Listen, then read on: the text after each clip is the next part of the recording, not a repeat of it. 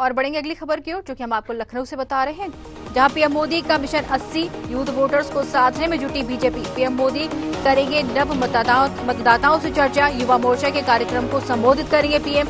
लोकसभा चुनाव की तैयारियों में जुटी बीजेपी। नए मतदाताओं को देंगे मतदाता पहचान पत्र, अन्य सामग्री देकर उन्हें सम्मानित करेंगे पीएम मोदी। तो बड़ी खबर इस वक्त हम आपको लखनऊ से बता रहे हैं, जहां पीएम मोदी का मिशन 80 बताया जा रहा है। यूथ वोटर्स को साधने में बीजेपी जो है जुट गई है। पीएम मोदी करेंगे नव मतदाताओं से चर्चा। इसी के साथ ही युवा मोर्चा के कार्यक्रम को संबोधित करते हुए नजर आएंगे पीएम मोदी।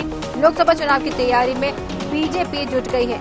नव मतदाताओं को देंगे मतदाता पहचान पत्र, साथ ही अन्य सामग्री देकर उन्हें सम्मानित भी करते नजर आएंगे पीएम मोदी।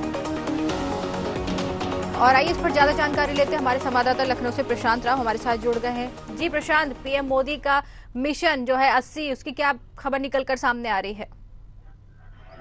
जी वैशाली, बिल्कुल देखिए, प्रधानमंत्री नरेंद्र मोदी आज भारतीय जनता पार्टी के द्वारा चलाए जा रहे अभियान नव मतदाता को लेकर आज वर्चुअली तरीके से कार्यकर्ताओं को संबोधित करेंगे। देश भर के करीब 50 लाख से ज्यादा नव वोटर्स को आज प्रधानमंत्री नरेंद्र मोदी वर्चुअली तरीके से संवाद करेंगे और इस दौरान भारत के लोकतंत्र में नव मतदाताओं की क्या भूमिका है यह भी बताने का काम प्रधानमंत्री नरेंद्र मोदी करेंगे।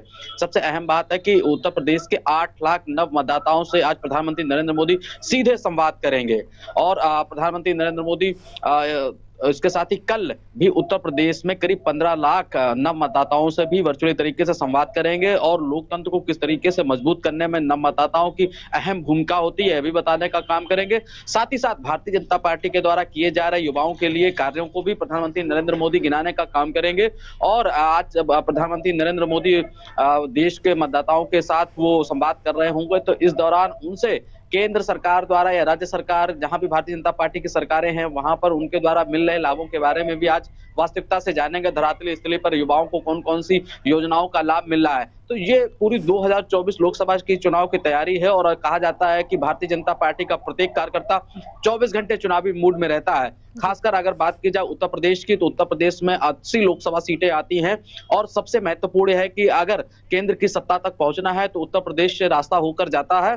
दिल्ली की कुर्सी उत्तर प्रदेश से होकर ही गुजरती है। तो ऐसे में उत्तर प्रदेश की 80 लोकसभा सीटों पर भारतीय जनता पार्टी की बड़ी ही मजबूत स्थिति बनी हुई है। लगातार मुख्यमंत्री योगी आदित्यनाथ युवाओं के लिए तमाम योजनाओं को संचालित कर रहे हैं, चाहे अभ्युदय कोचिंग योजना हो या इसके साथ ही छात्रवृत्ति योजना हो, लैपटॉप हो और इसके साथ ही उन्हें स्मार्टफोन वितरित करना हो। तो ये जो महत्वपूर्ण योजनाएं चल रही हैं उसका लाभ भारतीय जनता पार्टी 2024 के चुनाव में उठाना चाहती है और साथ ही साथ नव मतदाताओं को लोकतंत्र को मजबूत करने में उनके द्वारा दी जाने वाली महत्वपूर्ण भूमिका को भी बताने का काम भारतीय जनता पार्टी कर रही है। युवाओं को रिझाने का काम खासकर भारतीय जनता पार्टी का है, किस तरीके से 2024 में भारतीय जनता पार्टी की नीतियों के आधार पर इन नव मतदाताओं को भारतीय जनता पार्टी के पक्ष में लाया जा सके, उनकी योजनाओं को गिनाकर उन्हें मतदाताओं के रूप में परिवर्तित यहाँ किया जा सके और भारतीय जनता पार्टी का जो चुनाव निशान है उस पर वो बटन दबाकर वहां के प्रत्याशी को जिताएं। ऐसी रणनीति भारतीय जनता पार्टी की तरफ से तैयार की जा रही है।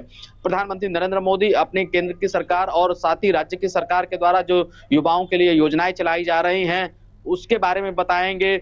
और क्योंकि उत्तर प्रदेश में अगर देखा जाए कि सबसे ज्यादा युवाओं की संख्या है, अब तो युवा प्रदेश के नाम से भी उत्तर प्रदेश जाना जाने लगा है, तो ऐसे में यहाँ के युवाओं को रिझाने को लेकर भारतीय जनता पार्टी ने कई युवा मोर्चा के माध्यम से यहाँ कार्यक्रम किए हैं। और इसके साथ ही क्योंकि आज युवा मोर्चा का कार्यक्रम है उसको भी प्रधानमंत्री नरेंद्र मोदी संबोधित करेंगे।